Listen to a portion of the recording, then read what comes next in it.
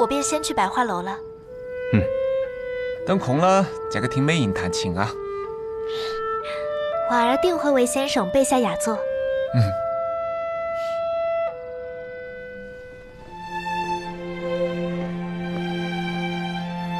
头儿，你们也来了。你让大家长告诉我们，不再需要做那藏在面具下的12孝，可与你并肩作战，是一件令人高兴的事情。所以，我们来了。新换的刀不错，黄泉当铺取来的，削铁如泥。头儿，你且放心，我们的武艺最近也精进了不少。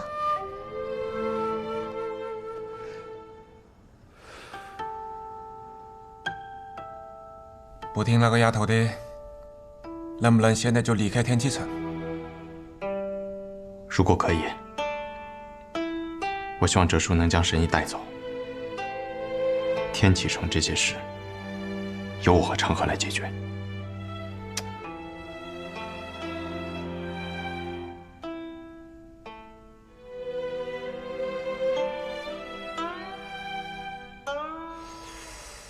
真子讲的话，那就烂了不？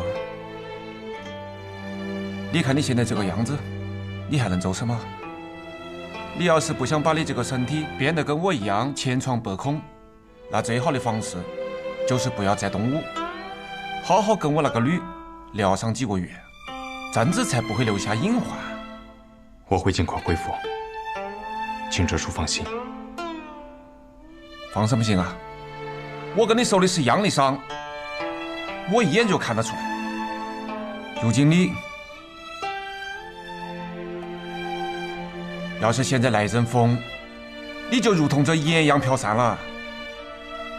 可哲叔，你不仅没有死，还依然是我们苏家第一高手。我比你清楚。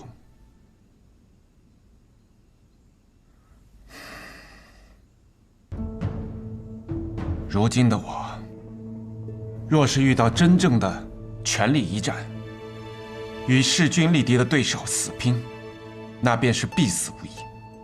这是我当年受的重伤所留下来的隐患，如今就是新百草在，也治不好我的伤。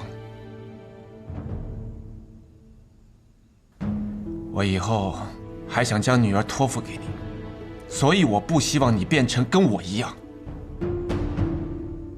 哲叔，我有我的打算。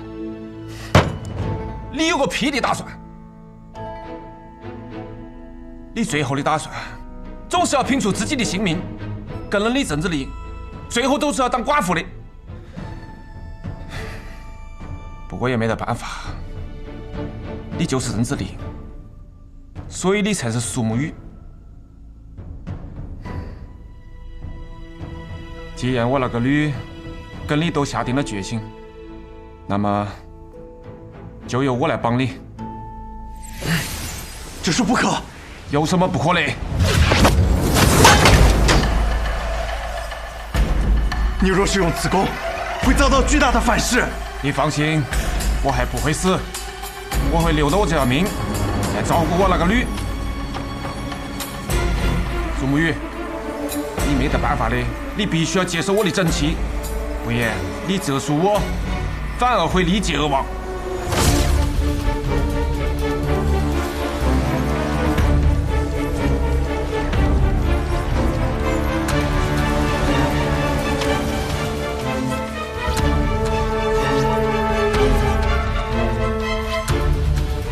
苏沐雨，等度过这次劫难，就离开江湖嘛。离开江湖，比如回南安城，你就走一个一辈子的小药童，帮我那个女卖药、捣药、煎药，待到日落时分，你再去做一碗难吃得很的面。然后我那个女啊，一边骂到你，一边把那个面吃了，你呢就不好意思，于是第二天一早就去买了桂花糕。整治了一辈子，是不是也蛮好？我总不能一辈子做面都很难吃饱。哼，你也觉得蛮好吧？我可以住在南安城，安然度过一生。可汉河的子弟们呢？若放任他们散入江湖，总是会在某一日死于无人之处吧。是个有责任心的男人。我相信哲叔当年也是很有责任心的。毕竟你是前任的魁，而且你出身自本家，本应该继任大家长之位的。曾经是吧？那个时候，我一腔雄心壮志，只想有一天能够名扬天下，好好争一争这天下第一。后来呢？后来，我遇到了爱情，便只想到仗剑天涯，远走高飞。什么安和，什么天下，都不如在这星空之下仰望群星。你呀，真是不如我。看来我苏哲才是这天底下最好的男人。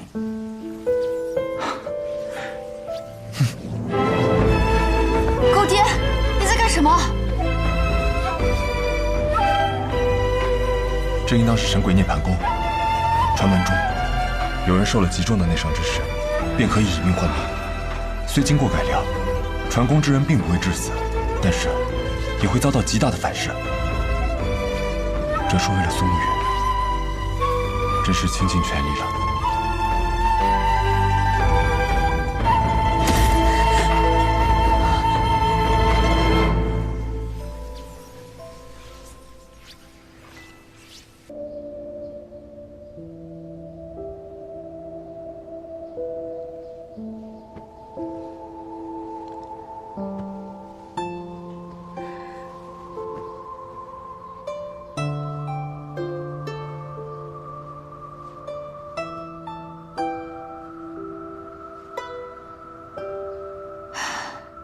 原来我还活着。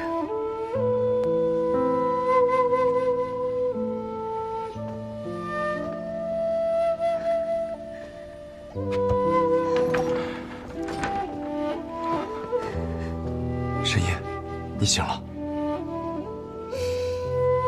先坐。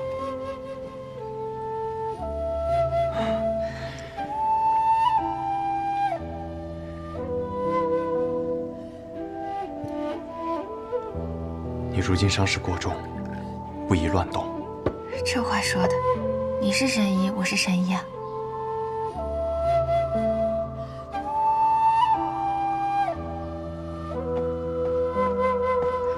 师傅，你怎么可以下床的？你不要命了？你是师傅，我是师傅啊。你们今天一个个说的话，都很嚣张嘛。师傅，你都快死了，还说大话。先喝药吧。我这伤是你治的吧，赵燕？嗯。我方才啊摸了一下我那伤口，包扎的还有待提升啊。弟子无能。无能什么无能啊！我当时受了伤，以为自己必死无疑了。这天启城中想要找到治好我这伤的大夫，可没那么容易。真厉害！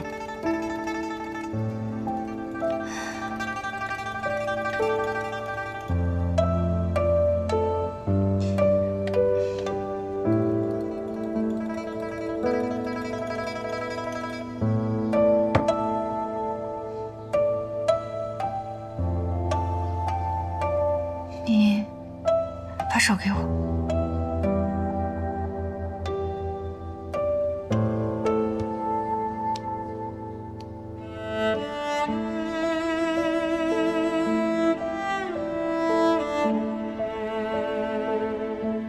师傅，宇哥为了帮助我们引开那些高手，强行进攻了大将军府，受了很严重的内伤。最近也正在调理，我开了些药，但不知道对不对。师傅，你要不要看一眼？不是内伤的事情。你行事我信得过，治疗内伤是我交给你的第一件事。若是这都出问题，那岂不是要逐出药王谷了？好了，我也该休息了，你们出去吧。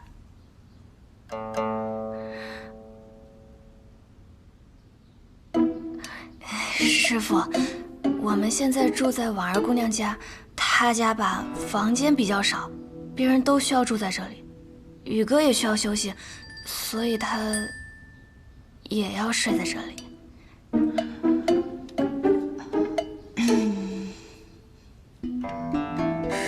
睡哪里啊？睡隔壁。哦，你先出去吧。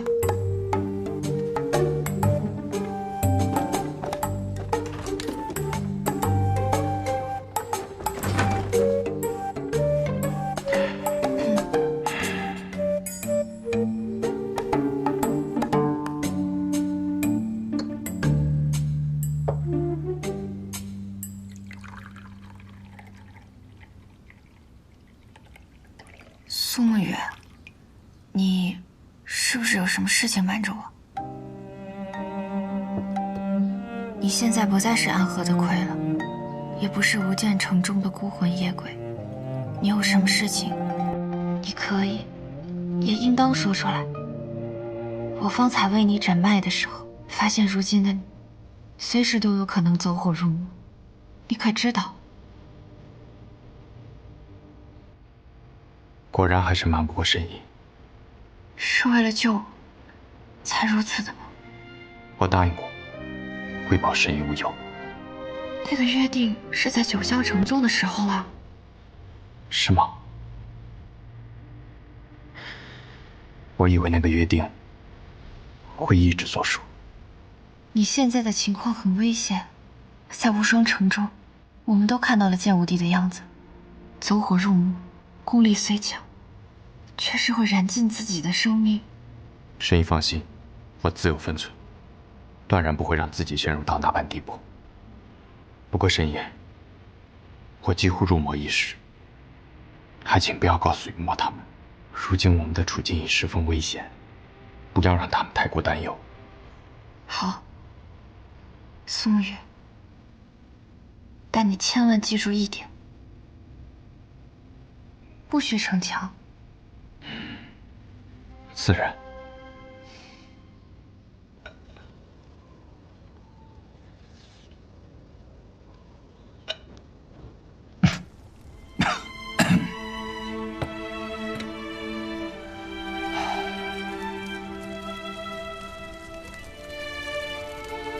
嚯，穆家的传信银碟做得真精巧啊！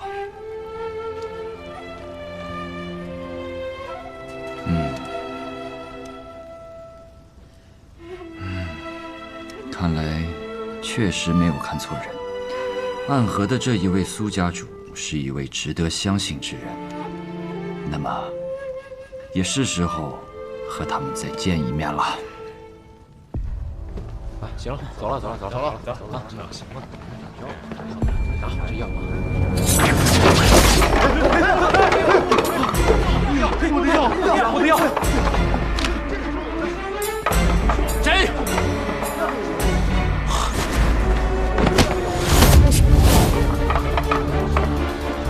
薛无耻，谭连月，一个都不能跑！我听说天启城4守护办案，就连当朝宰相也得配合。诸位公子听不见吗？一个都不能走。给我上！莫伤他们性命。这可有点难办啊。保安怎么办？别看了，走啊！快点走啊！别跑了，快走！快！还不出手吗？看戏呢！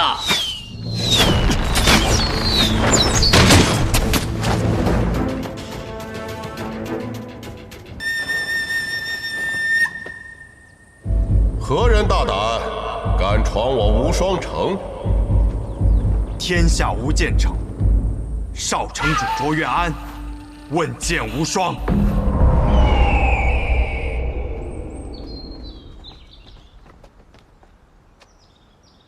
问剑无双，是问我吗？他问的是无双城的剑道。此人不一般，随我去看看。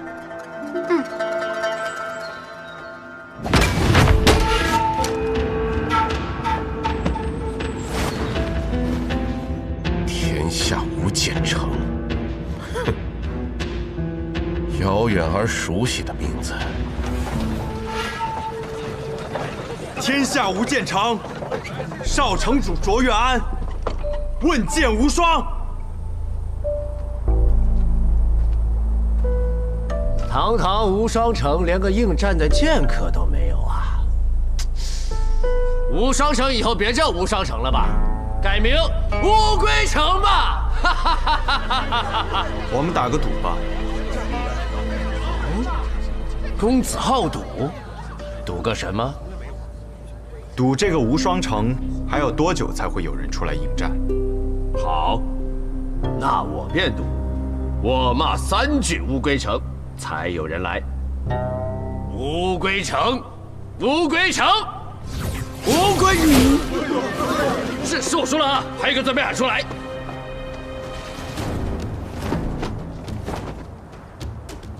剑山月呀，果然是你。你能认出我来？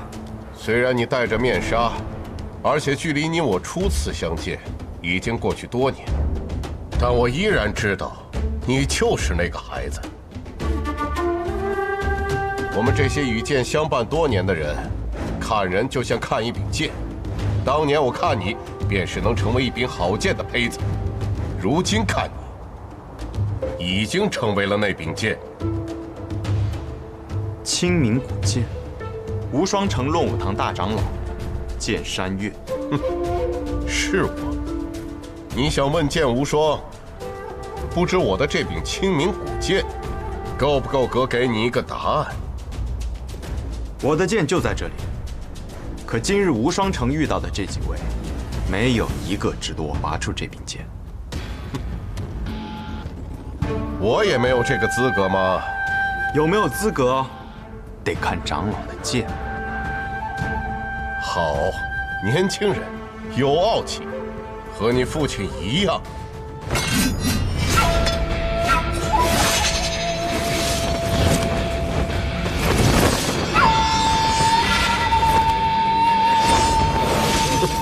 想要空手压住我的剑气，未免也太瞧不起人了吧！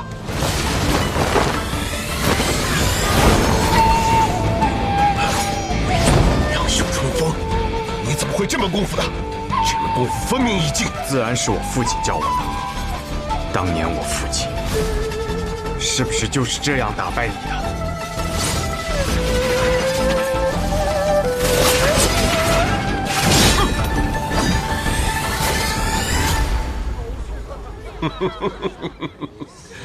袖里藏锋，春风得意。当年你父亲用出来是那般的潇洒恣意，可是你用出来，却感觉满是禁锢。春风何在？怎般得意？剑气闪进来！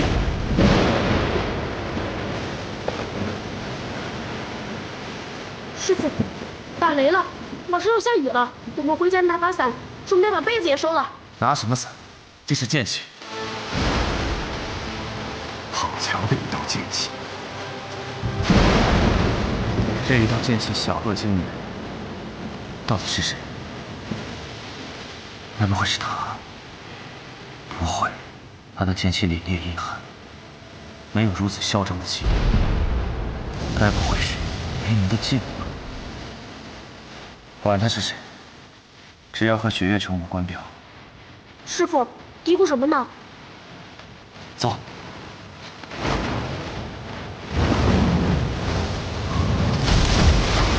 好一道剑气小惊雷！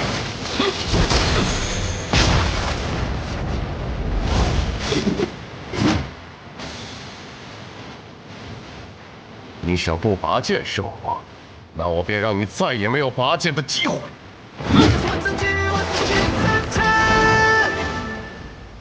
老城主，何方来客？天下无剑。天下无剑。他们中还有人活着？来的人自称是无剑城少城主卓越安。那个孩子呀，没想到他居然活了下来。剑长老已前去应战，他让我过来告知你一声。剑山月挡不住那柄剑。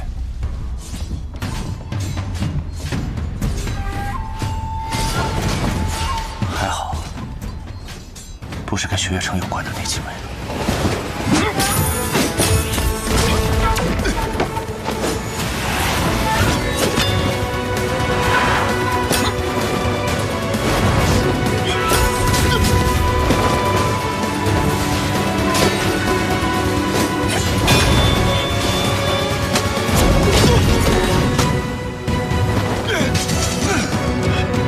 你已经败了。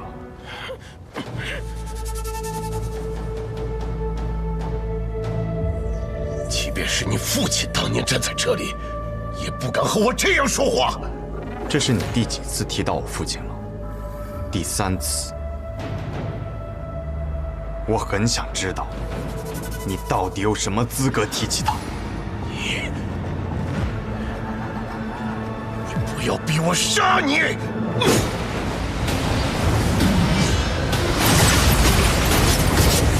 山岳剑法，今日终于幸得见了。山岳剑法，不见得对付得了这个卓越安呐。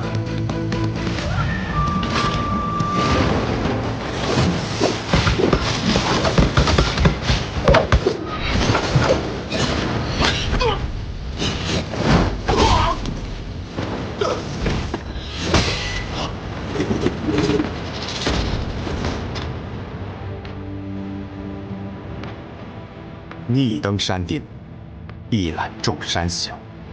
可众山之上仍有云天，你若止步，终有一日将我下山。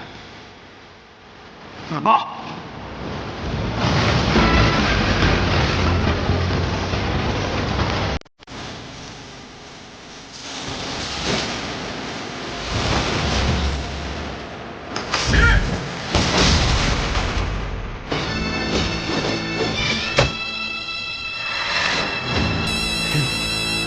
今日问剑，终于遇到了一位值得我拔剑之人。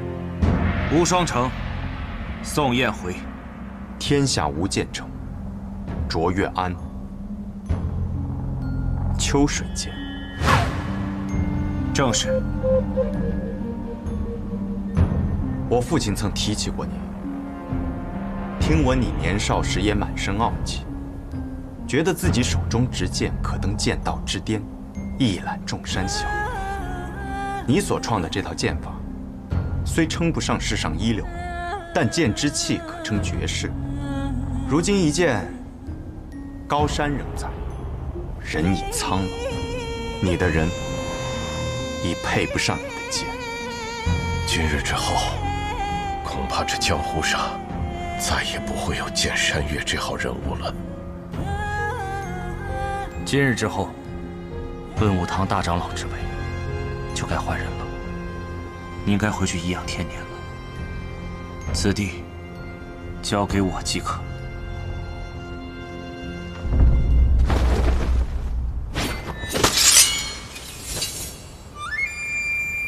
这是鹤羽剑，在江湖上的第一次出手，你是个不错的对手。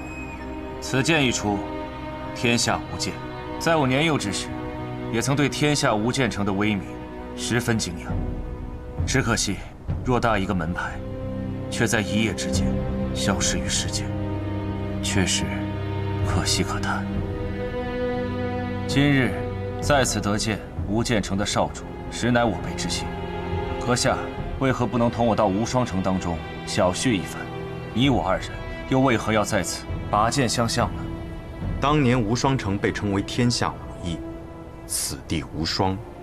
可我父亲却称，若论剑术，他才是天下无双。二者之间一直没能分出一个胜负。我今日来此，是完成我父亲当年的一个遗愿。天下谁又不知道，如今的无双城在剑道之上，早就没有资格提这无双二字。即便如今天下冒出了一个又一个的剑仙，但我今日想做的，只是替我父亲正道。遂宋城主，请赐教吧。听此人所言，当年无剑城的覆灭与无双城脱不了关系，便只能一战。若我胜了，天下无剑城重现，会在江湖上掀起一阵小波澜；若我败了，天下无双城就真的不再有资格列入天下4城了。不该下来的，失策了。我之前一直认为，是我的剑上承载的太多，以至于挥出的每一剑都无法尽兴。直到我戴上了这面纱，用了卓越安这个遗忘许久的名字，才会好一些。可今日见到你，我终于明白了，什么是父亲当年说的自求之剑。自求之剑，画地为牢，自求于剑。你是个不错的剑客，可惜了。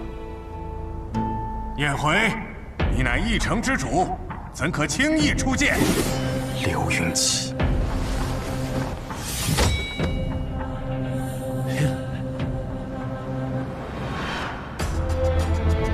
苍龙崖，不错，正是苍龙崖。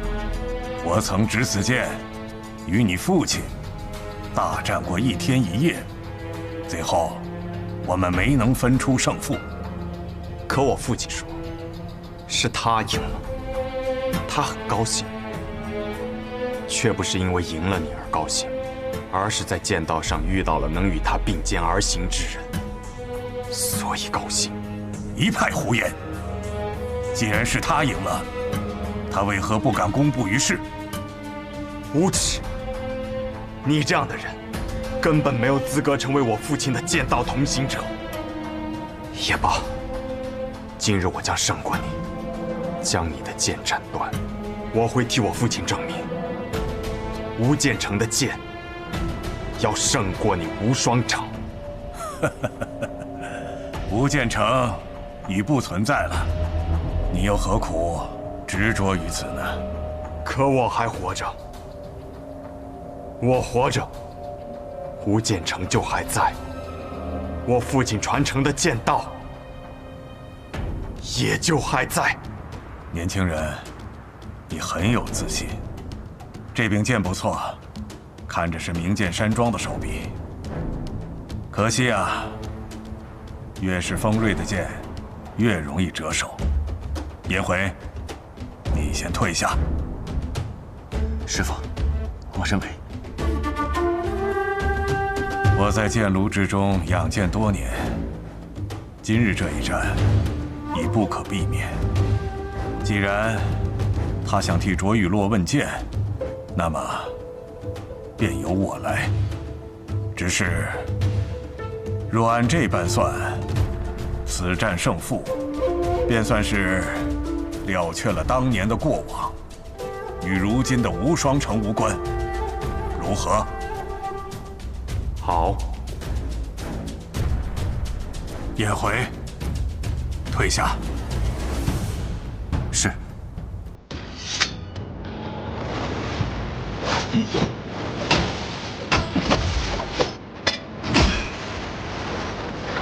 我能赢你，亦会杀你。小子，看好了！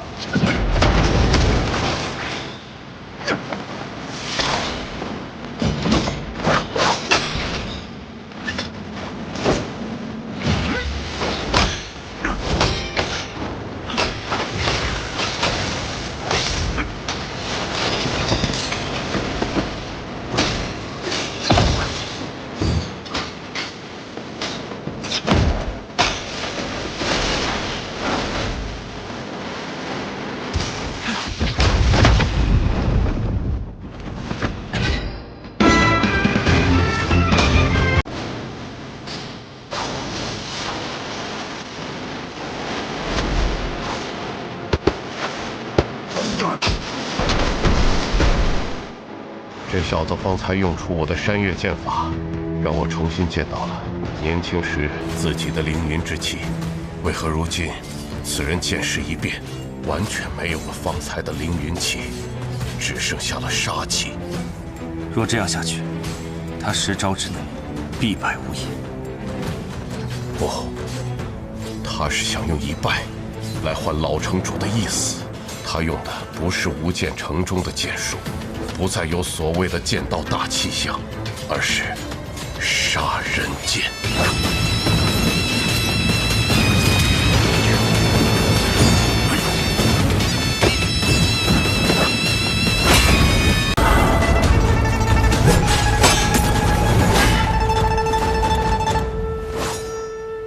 没想到你竟是这般无耻！你用的功法类似于乱神诀，特地勾起我心中杀念。虽然你拼命的克制，但是我只看了一眼便知道，你身上充满了血腥气。你不是个剑客，你这些年做的应该是杀人的勾当。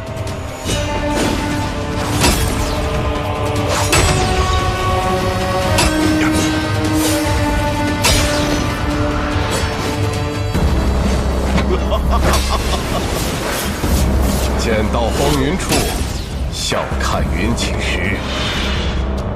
这么多年过去了，老城主的剑法依旧这般写意潇洒呀。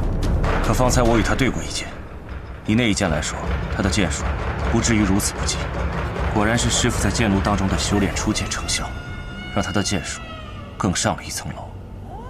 你仗着众人无法看清，竟然是鬼道行径。你一路东行，藏剑不动，便是在养一股剑气。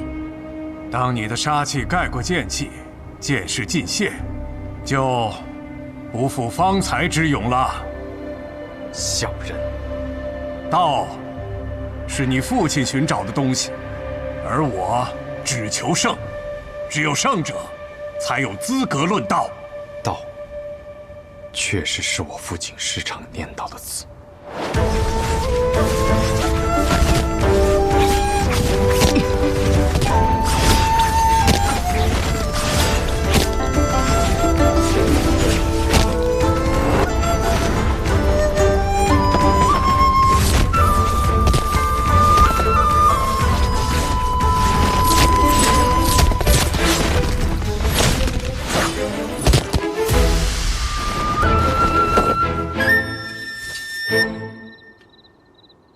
剑道，父亲，何为剑道？所谓剑，是指剑术剑法。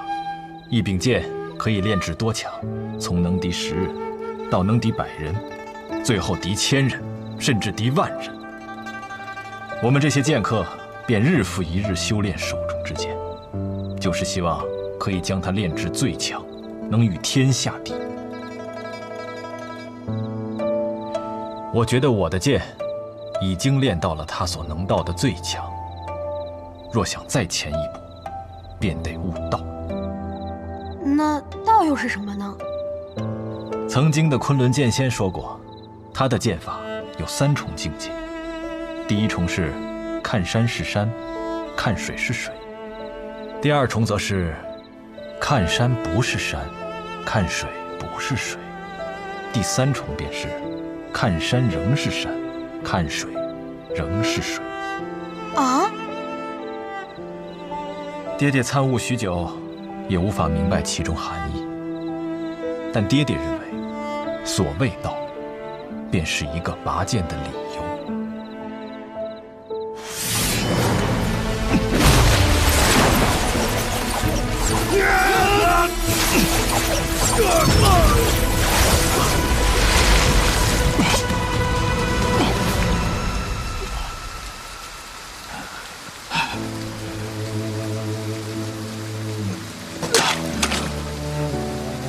原来有些道是要在将死那一刻才能悟出来的。一生中的最强一剑，或许只有出一次的机会，可惜无法再保护你了。我方才说过，无双城的人没有资格提起我父亲的名字，尤其是你，什么流水星云，破！什么宗师气象，破！什么天下无双，皆可破！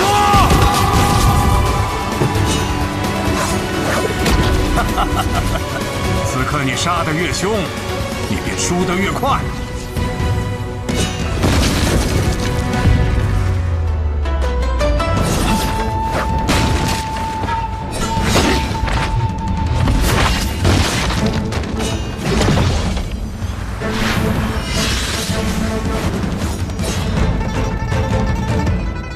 你败了。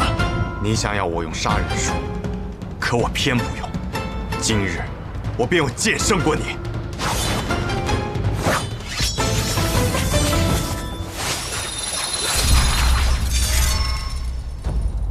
是他，你认识他？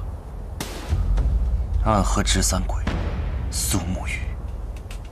暗河，若真是暗河，那么这一切都可以解释了。剑长老，此话怎讲？难道说无双城与暗河还有什么牵扯？而且还与无间城有关？城主不必多问，都是些过往事了。啊，师傅，剑仙有些控制不住了。他只是看到了值得一战的对手，想要与其一战。只可惜你尚且年幼，不然这样的对手确实值得一战。师傅，那该怎么办？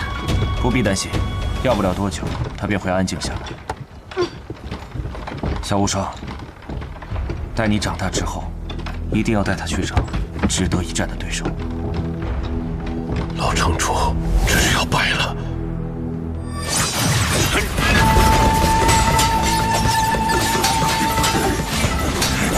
他本就应该败了，只是这一败，晚了10几年罢了。若是当初败了，他还有机会东山再起；可今日败了，他便是真的败了。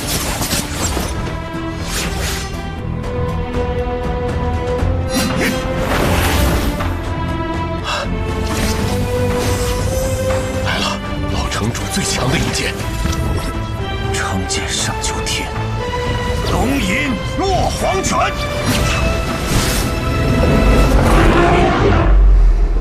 应是你落黄泉。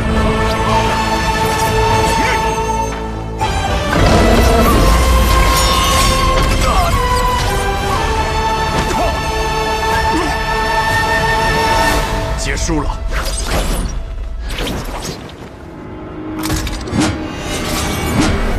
玉如意，好纯粹的剑气。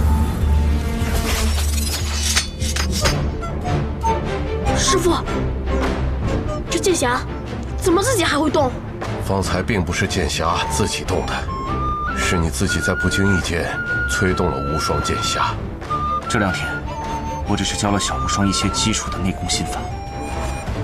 方才那玉如意是否改变了下方的战局？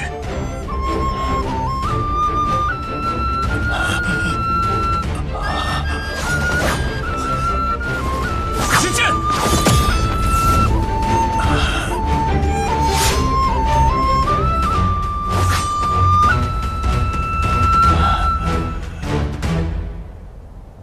我现在杀气已退，剑势不在。你若此刻对我出剑，我必败无疑。我知道，可我绝不会趁人之危，只希望公子能留我师父一命。留你师父一命？可你师父当年杀尽我无间城所有人的时候，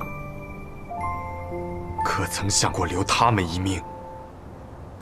你说的没错，我师父当年的所作所为确实不可原谅。可是我作为他的徒弟，又怎么可能眼睁睁地看着我师父在我面前被杀死呢？希望公子可以理解。而且我师父此刻已筋脉尽断，现在未死，也全凭身上那口真气吊着，可他也活不了几日了。周公子，为何要出那最后一剑呢？一名剑客的死，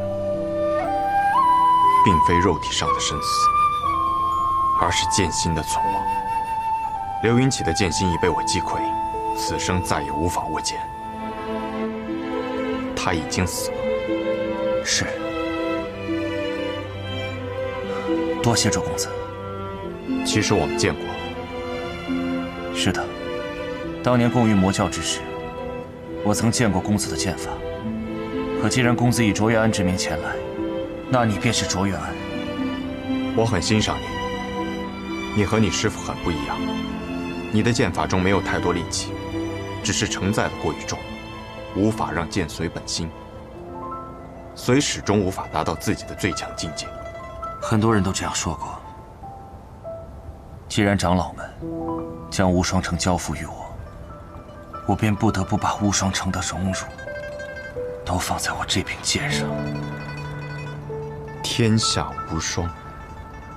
听闻昔日曾有白羽剑仙就弟子于天启城的法场之上，离去之时，一剑斩落了上方的牌匾。那么今日，我若一剑将这4个字斩断，无剑城之名定能重新名扬于江湖之上。公子，请不要妄动。7日之后，你我一战，若你败了，我便将其斩断。好，7日之后，无双城后山剑炉旁，我愿意看一看公子的剑。好。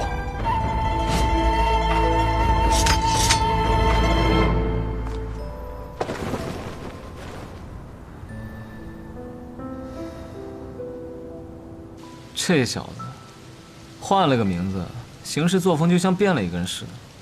问剑无双城也就罢了，竟然还将老城主打成了残废，太嚣张，太霸道了。早点如此，我们早就踏平3家了。是啊，宇哥向来是最不喜欢出风头的，可这一次全天下都在讨论这个无剑城少主卓越安。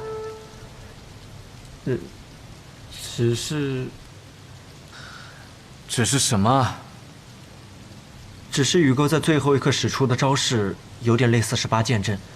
当初帮助各大门派抵御魔教东征时，宇哥曾在众人面前用出过这18剑阵，所以隐隐约约就有些人在传言，无剑城少主卓越安便是暗河的直3鬼。只是因为这个推断太过于荒唐了，很多人都不敢相信。行走于黑夜之中，取人性命于无声的刺客，突然光明正大的走在阳光之下，还去挑战曾经最辉煌的门派，听起来有点天方夜谭啊。那他事情办完了也该回来了吧？哎，不对，他怕不是就直接回了南安？不是，宇哥又约了无双城城主宋彦回，独占于无双城后山。啊？宋母鱼脑子坏掉了。无双城城主应当是不太好对付的，宇哥这次怕是真的起了好胜之心。不是，我不是这个意思。我的意思是说，宋彦回算个什么东西，值得他这么去留？当年共御魔教的时候，又不是没有见过他的功夫。要真的想以剑名震天下，那为何不直接去找雪月城教训一下那个臭丫头？啊？不过这样也好，过去的痛苦确实应该找一天斩断了，不然他一辈子心中都要记挂着那仇怨。而我也在等着这么一天。我早就知道他的身份了，但是他不知道无剑城覆灭的幕后黑手。不过看他此番行径，他应该是探查到了幕后黑手是无双城，无双城早就不配是天下无双了。不过刘云起败了，还没完。还有什么？苏沐雨和宋彦回约定好了，4日之后，无双城后山再战。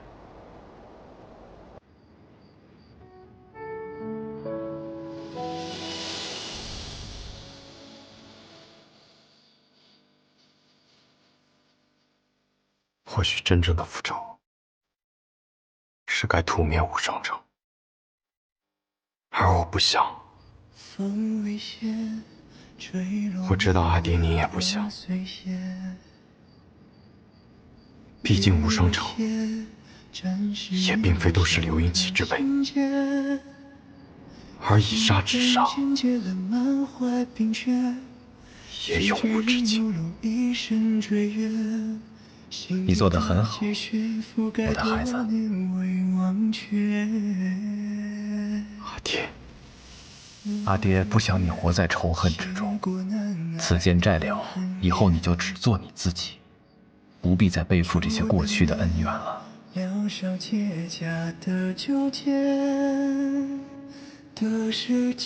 孩子，你看，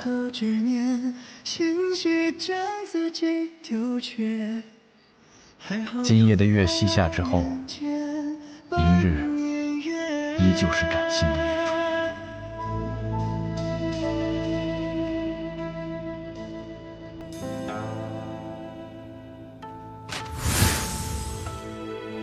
没想到那家伙还真的问剑无双了。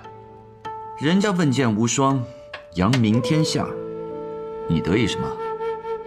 不过卓越安，卓越安，没听过。卓越安就是苏沐雨，他本是天下无剑城的少城主，如果不是因为突遭变故，他长大后定是有机会拜入学堂的。造化弄人啊！所以你这是要去看热闹？以现在的身份进入无双城，如果被人发现了，可是个大麻烦。那你兴奋什么？因为这个热闹是有人撺掇出来的，他想借苏沐雨的剑引起无双城之乱。无双城乃昔日天下第一城，如今武学一道落了下乘，可气质一道仍可称第一。这块肥肉我们盯了数年，也确实到了吃下肚的时候了。